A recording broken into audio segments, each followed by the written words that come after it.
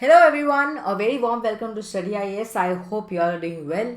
स्वागत है आपका हमारी प्रीलिम्स विशेष सीरीज में, जहां पर हम देखने वाले हैं आज कि जो क्रीमी लेयर होता है वो क्या है among the OBCs, non creamy layer में कौन लोग आते हैं, क्रीमी लेयर में कौन लोग आते हैं, कैसे इसका डिटर्मिनेशन होता है, ये सब चीज़ों को आज हम देखने वाले हैं। स्टार्ट करते हैं अपना आज का लेक्चर। उससे पहले आपके लिए इम्पॉर्टेंट बात, देखो अनअकैडमी के जो प्राइजेस हैं वो 1 अगस्त से बढ़ने वाले हैं, तो अभी आप इसको कंसिडर कर सकते हैं। ऑल्सो देखो, ऑफर विल एंड ऑन 2 अगस्त कि आपको 25% ऑफ मिलेगा विद ऑप्शनल, 10% मिलेगा using referral code study I S, जो कि है हमारे चैनल का नेम। आपको एक्स्ट्रा 10% एडिशनल भी मिल रहा है, एंड उसके ऊपर you are getting free optional test series with prelims and mains test series. तो ये जो प्रॉपर ऑफर है it will end on 2 August, तो उससे पहले आप इसको कंसिडर कर सकते हैं। मेंटरशिप वीक भी चल रहा है। Pay 2000 and get optional worth of 27,500, ठीक है। तो आप इसको भी कंसिडर कर सकते हैं। ये सब आप देख सकते हैं। आपको सेक्शनल, फुल एंड टेस्ट, अगर आप ऑप्शनल वाला लेते हो तो आपको ऐसे टेस्ट मिलने वाले हैं। ऑल्सो देखो, 1 ईयर प्लान लो या फिर 2 ईयर प्लान लो, जो वैलिडिटी होती है वो मेंस तक वैलिड रहती है, तो आपको एक्स्ट्रा मंथ्स मिल जाते हैं पढ़ने के। तो बिल्कुल मत भूलना, आपको यूज़ करना है कोड स्टडी आई एस, जिससे आप क्या कर सकें, अंदर एनरोल कर सकें। ये सब आप देख सकते हैं, इनको कंसिडर कर सकते हैं। अनअकैडमी कॉम्बैट आपके लिए बहुत इंपॉर्टेंट है। हर संडे होता है, आपको 11 बजे इसको देना होता है सुबह, एंड यहाँ पर 60 मिनट्स में आपको 56 क्वेश्चंस मिलेंगे। एंड ये इसलिए इम्पॉर्टेंट है क्योंकि इस बारी क्या है कि आपको बहुत सारी प्राइजेस मिल सकते हैं। आपको मौका मिल रहा है, you can be under the 1000 lucky winners, जिनको Amazon voucher, JBL speaker, Apple AirPods, iPad mini, ये सब मिल सकता है। तो ज़रूर कोशिश करो। ऑल्सो प्रीलिम्स की तैयारी हो जाती है, तो सोने पे सुहागा वाली बात है, तो इसको ज़रूर दीजिएगा। ये सब न्यू बैचेस हैं, इनको आप कंसिडर कर सकते हैं। चलिए, देखिए हुआ क्या है कि अभी मॉनसून सेशन स्टार्ट हो रहा है, तो चल रहा है, तो उस समय पर अभी फिर से मांग उठ गई है कि जो क्रीमी लेयर वाला जो केस है अमंग द ओबीसीज, उसको रिवीजन कर देना चाहिए, उसको रिवाइज कर देना चाहिए। बेसिकली इनकम क्राइटेरिया को फिर से रिवाइज कर देना चाहिए। तो जब ये सब मांग फिर से उठ रही है, तो यूपीएससी के पॉइंट ऑफ व्यू से हमारे लिए इम्पॉर्टेंट है जानना कि क्रीमी लेयर क्या होती है, एंड ये क्रीमी लेयर का कंसेप्ट कहाँ से आया, क्या है ये, कैसे डिटरमाइन होता है, सारी चीज़ों को हम देखने वाले हैं। देखो, क्रीमी लेयर को सिंपल भाषा में समझो तो जैसे दूध होता है। दूध को जब आप गर्म करते हो फिर ठंडा करते हो तो उसके ऊपर मलाई जम जाती है, राइट। मलाई को मानते हैं कि इट्स अ रिच पार्ट, ठीक है, जो कि ज़्यादा, आप ये मान सकते हो कि दूध से ज़्यादा अमीर होता है मलाई का जो पार्ट होता है। तो इसीलिए क्रीमी लेयर का मतलब ये है, ये वो लोग हैं जो कि अगर हम देखें तो उनका जो स्टेटस है सोशली एंड इकोनॉमिकली वो ज़्यादा स्टेबल होता है एक पर्टिकुलर क्राइटेरिया से, इसलिए उनको अलग कर दिया जाता है। कुछ जो पर्क्स मिल रहे होते हैं वो उनको नहीं मिलते, तो वो लोग आ जाते हैं क्रीमी लेयर में। और जो इससे नीचे के उसमें आते हैं, जैसे अभी क्या है, 8 लाख है एनुअल इनकम का, तो इससे नीचे का जिनका जितना इनकम होगा वो नॉन क्रीमी लेयर में आएंगे और उनको बेनिफिट्स मिल पाएंगे। तो ये बेसिक क्राइटेरिया है, ये बेसिक थिंकिंग है इसकी। Now it is a concept that set a threshold, एक मार्क बना देता है विद इन ओबीसी रिजर्वेशन कि इतने लोगों को मिलने वाला है, इससे जो ऊपर के लोग हैं उनको नहीं मिलेगा। अभी क्या है, 27% कोटा मिल रहा है ओबीसीज को in government job and higher educational institutions, ठीक है। अब those falling within the creamy layer, ये माना जाता है कि उनको ये बेनिफिट्स नहीं मिलेंगे। अभी हम देखेंगे कि क्रीमी लेयर में कौन कौन से लोग आते हैं, सब देखेंगे। अब देखो, ये सब जो कंसेप्ट आया है ना रिजर्वेशन का, ये कहाँ से आया है, ये बेसिकली आया है मंडल कमीशन से, या जिसको हम socially and educationally backward classes commission भी कहते हैं। बेसिकली ये 1979 के अंदर स्टैब्लिश करी गई थी by the Indian government under the prime minister Morarji Desai. And देखो, commission was chaired by the MP BP Mandal, इसलिए इसका नाम मंडल कमीशन रखा गया।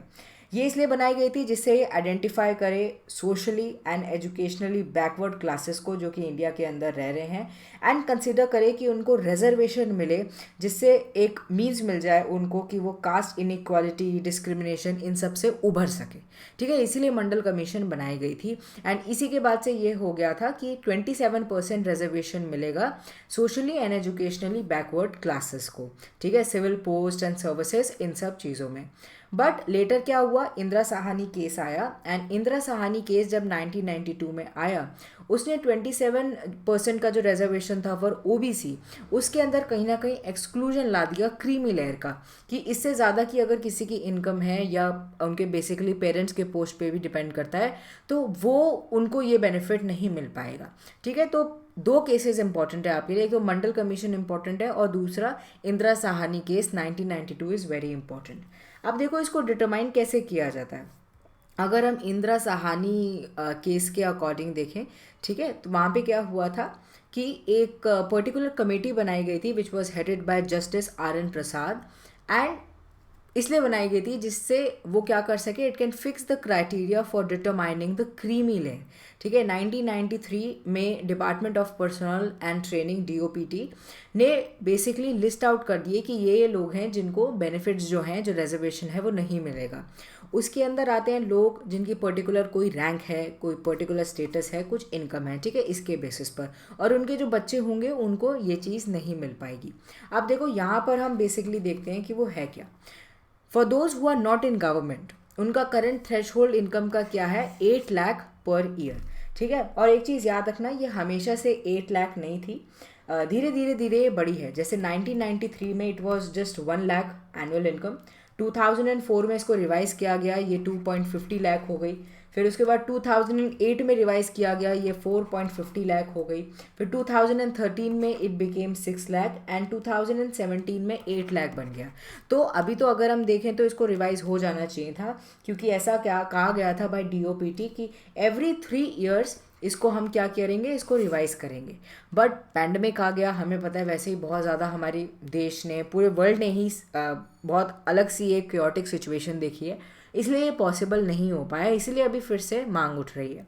तो हमेशा से 8 लाख नहीं था, 8 लाख 2017 के बाद हमें इनकम का क्राइटेरिया देखने को मिला। अब for the children of government employees threshold is based on their parents rank, ठीक है, and not the income. Income के बेसिस पर नहीं है, उनके रैंक के बेसिस पर है। जैसे कि एक individual is consider to fall within the creamy layer अगर उनके पेरेंट्स किसी कोई भी कॉन्स्टिट्यूशनल पोस्ट को उनके पास वो उसके ऊपर हैं। ठीक है, तो मतलब आप अगर कॉन्स्टिट्यूशनल पोस्ट पे हो, या फिर if either of your parents are directly recruited in a group A service, और अगर दोनों ही ग्रुप B सर्विस में हैं, तो आपको कहीं ना कहीं जो ये जो क्राइटेरिया है उसके अंदर रखा जाएगा, आप क्रीमी लेयर में आओगे, मतलब आपको बेनिफिट नहीं मिल पाएगा।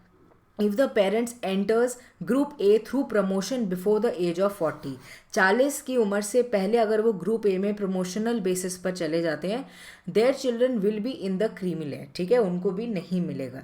चिल्ड्रन ऑफ कॉर्नल और higher rank officers in the army, children of officers of similar rank in navy, air force, ठीक है, उनको भी क्रीमी लेयर के अंडर माना जाएगा, एंड उनको बेनिफिट नहीं मिलेगा।